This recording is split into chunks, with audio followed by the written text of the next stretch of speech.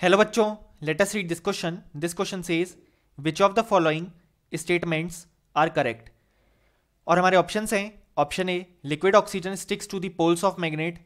Option B, silver perchlorate is soluble in water. Option C, the atomic size of silver is less than that of gold. Option D, many peroxides are coloured because of the presence of superoxide. So इस question में हमसे कहा गया है कि हमारे पास जो given statement है उनमें से कौन से स्टेटमेंट करेक्ट हैं. सो अगर हम इस क्वेश्चन को सॉल्व करने के लिए की कॉन्सेप्ट देखें तो जो की कॉन्सेप्ट रिक्वायर्ड है वो है molecular orbital theory and lanthanoid contraction.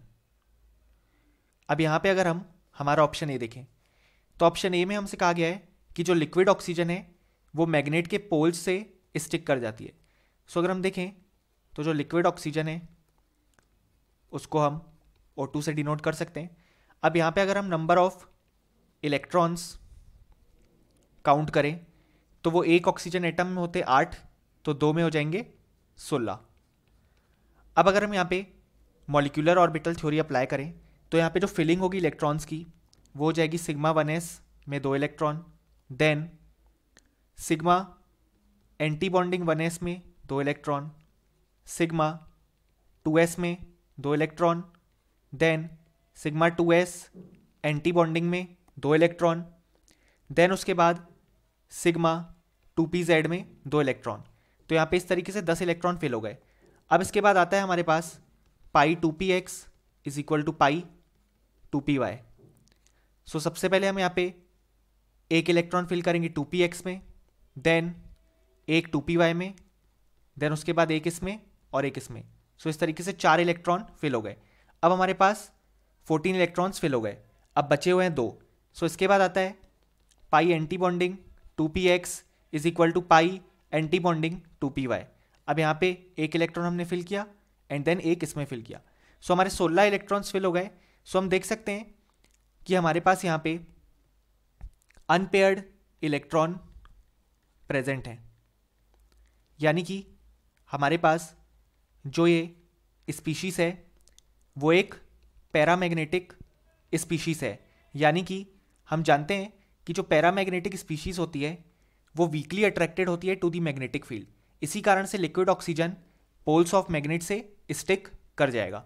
सो हमारा ऑप्शन ए जो है वो बिल्कुल करेक्ट है. अब अगर हम यहाँ पे हमारा ऑप्शन बी देखें तो वो बात करता है सिल्वर पर क्लोरेट की. सो सिल्वर पर क्लोरेट का जो फॉर्मूला होता है वो होता है AgClO4. अब यहाँ पे AgClO4 एक आयोनिक कंपाउंड है और हम जानते हैं ionic compound soluble in water होगा क्योंकि ये अपने आयंस में ब्रेक डाउन कर जाएगा जब हम इसे वाटर में डिसॉल्व करेंगे. सो हमारा जो ऑप्शन बी है वो बिल्कुल करेक्ट है. अब अगर हम बात करें हमारे ऑप्शन सी की तो वो एटॉमिक साइज ऑफ सिल्वर और गोल्ड की बात करता है. सो हम जानते हैं सिल्वर और गोल्ड एक ही ग्रुप में प्रेजेंट होते हैं. अब यहाँ पे जो एटॉमिक साइज है ऑफ सिल्वर वो अप्रॉक्सीमेटली इक्वल होती है एटॉमिक साइज ऑफ गोल्ड के. ऐसा इसलिए क्योंकि यहाँ पे जब हम सिल्वर से गोल्ड की तरफ मूव करते हैं तो लेंथेनॉइड कॉन्ट्रैक्शन हमें देखने को मिलता है. लेंथेनॉइड कॉन्ट्रैक्शन बेसिकली यहाँ पे सिल्वर से गोल्ड की तरफ जाने पर हमें लेंथेनाइड्स सीरीज के एलिमेंट पहले क्रॉस करने पड़ते हैं. और हम जानते हैं लेंथेनाइड में जो इलेक्ट्रॉन फिल हो रहा है वो F सब शेल में फिल हो रहा है. अब हम जानते हैं कि जो F सब शेल की स्क्रीनिंग पावर होती है या बेसिकली जो शील्डिंग पावर होती है वो बहुत ही पुअर होती है as compare to other sub shell. Specifically D और F सब शेल की जो शील्डिंग पावर होती है वो बहुत ही पुअर होती है as compare to S and P sub shell, और सबसे ज़्यादा पुअर होती है F सब शेल के लिए. तो इस कारण से जो हमारे पास F सब शेल में अब जो इलेक्ट्रॉन्स फिल हो रहे हैं लेंथेनाइड्स में वो अच्छे से शील्ड नहीं कर पाते हैं इलेक्ट्रॉन्स को. इसी कारण से जो न्यूक्लियस का अट्रैक्शन है वो इंक्रीज हो जाता है टूवर्ड्स आउटर मोस्ट इलेक्ट्रॉन, और इस कारण से जो एटॉमिक साइज है वो हमारे पास अप्रॉक्सीमेटली इक्वल आ जाती है सिल्वर और गोल्ड के लिए. सो हमारा ऑप्शन सी जो है वो इनकरेक्ट हो जाएगा क्योंकि वो बोलता है कि सिल्वर की एटॉमिक साइज जो है वो कम होती है गोल्ड से। ऐसा नहीं है, दोनों की अप्रॉक्सीमेटली इक्वल होती है। देन अगर हम यहाँ पे ऑप्शन डी देखें तो उसमें बात की गई है पेरोक्साइड की। सो यहाँ पे पेरोक्साइड जो भी फॉर्म होते हैं मेटल के, उसमें जो आयन फॉर्म होता है वो होता है हमारे पास O2 -, इसी को हम बोलते हैं पेरोक्साइड आयन। सो अगर यहाँ पे मॉलिक्यूलर ऑर्बिटल थ्योरी से इलेक्ट्रॉन फिल करें तो हम देख सकते हैं कि यहाँ पे नंबर ऑफ इलेक्ट्रॉन्स जो प्रेजेंट होंगे वो होंगे 16 फॉर O2 और 2 हमने ऐड कर दिए, सो 18। अब अगर हम फिलिंग स्टार्ट करें सो सिग्मा 1s में 2 electron, sigma 1s anti bonding में 2 इलेक्ट्रॉन, सिग्मा 2s में 2 electron, sigma 2s anti bonding में 2 इलेक्ट्रॉन।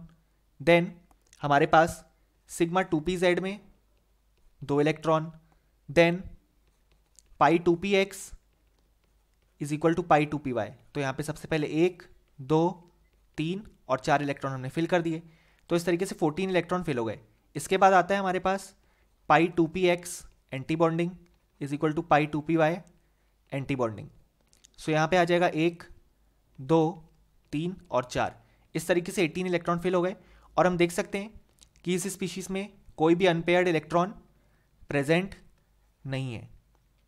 इस कारण से ये डायमैग्नेटिक स्पीशीज की तरह एक्ट करेगी।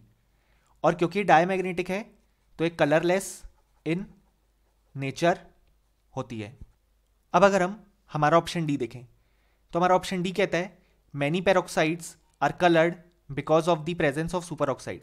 सो ये ऑप्शन पूरी तरीके से इनकरेक्ट है, क्योंकि पहली बात तो मैनी पेरोक्साइड आर कलरलेस आएगा और because of the absence of unpaired electron, ना कि प्रेजेंस ऑफ सुपर ऑक्साइड।